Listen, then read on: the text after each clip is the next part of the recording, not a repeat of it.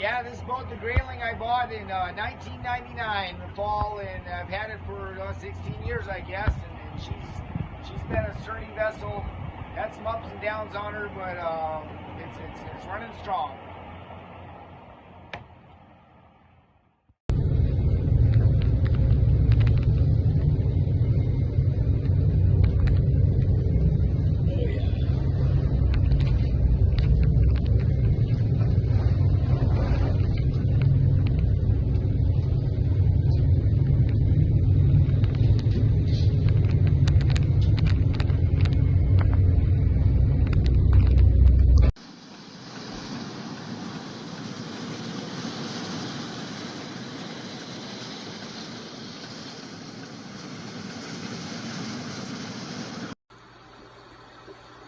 Beyond the horizon, it can be treacherous and unforgiving. It all happens so fast. Captain Chris Trosvig knows this as well as anyone. There was water coming in, alarms went off. When his fishing vessel, the Grayling, started taking on water, rough seas gave his crew just minutes to try to make it back to shore. A big wave came, hit the corner of the stern. The boat just rolled over in a matter of, I would say, 10 seconds. You know, the boat, kind of a slow roll, just took the boat over. Fred Semyonov jumped into the skiff and cut it away from the boat just in time. And the boat flew literally with the wave on top of them.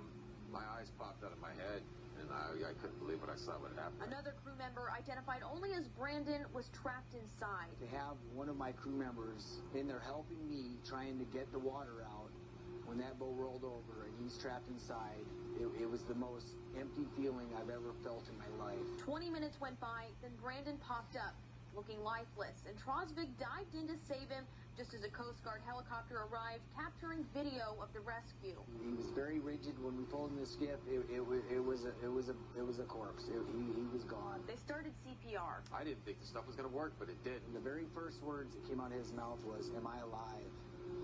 And I hugged him and kissed his forehead and just started weeping and said, "Yes, you are alive, Brandon. You are alive." Trosvig says he didn't think, he just did. He was like, "I'm the captain.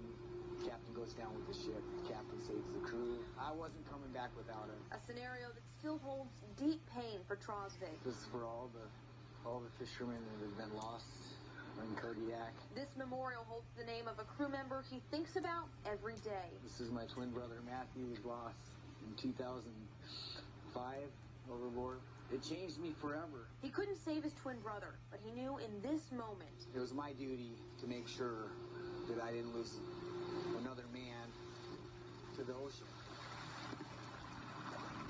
The same salt water that's brought him heartache might as well be in his blood. It's a glorious outcome. God be the glory. He'll return. I will live to fish another day, as will my crew. With his faith as an anchor. Well, prepare to continue to be overwhelmed with admiration and gratitude this morning. My name is Reed Christensen with Dallenbach Corporation, and it is my honor to present the Marine Rescue Award today. Captain Christian Trosvig, to Captain Christian Trosvig, his quick thinking and willingness to put his own life at risk to save a fellow fisherman is truly heroic and deserving of recognition as a Red Cross real hero. I spent a lot of time myself on the water, and it is easy for the ordinary situation to quickly turn into a very dangerous one. Fortunately, Captain Christian was up to the task, and things ended on a positive note. On behalf of Dallenbach, I'd like to present this Hero Medal to Captain Christian Trosvig. Thank you and congratulations.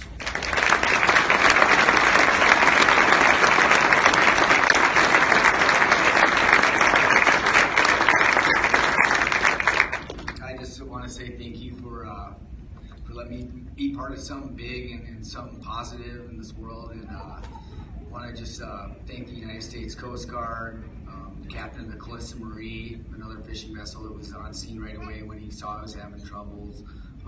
Couldn't have done it without Catherine Buchanan and her training me up, and I definitely couldn't have done it without my skiff man, Fred Semyonov. Was there Johnny on the spot to get that skiff over there and toss me that line, and haul Brandon and I to the boat where I could get him in there. And I want to thank Dallenbach for sponsoring me here, and just thank you for this award. feels good to be so have a good outcome and a positive outcome. So thank you.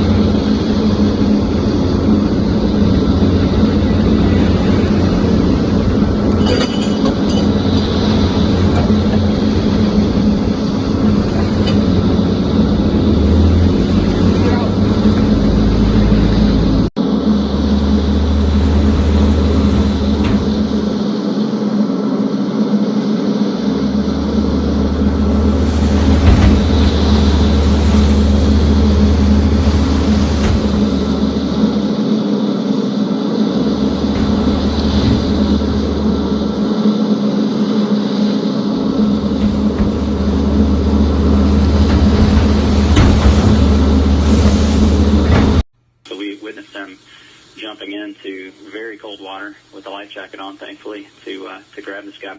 A rescue of an unconscious man in frigid 5-foot swells between two boats. You're entering the water was probably upper 40s, so extremely cold water. A lot of people can't swim 100 feet in water that cold before they're hypothermic. A decision to get back in the water, the Coast Guard says, was very dangerous, but then a friend's life was at stake. It was incredible. I mean, the man did an extremely brave thing and was able to rescue his friend. This guy made the best decision he possibly could have. I mean, he was prepared. He had his life jacket on. He had someone else there close by that could reach in to grab him. But I mean, he rescued that man from the water. You know, I think he made an incredible decision, and it was definitely at his own risk to do that. The Coast Guard took over the rescue, transporting the man revived through CPR from Good Samaritans for emergency treatment. It says the cause of the capsizing has not been determined.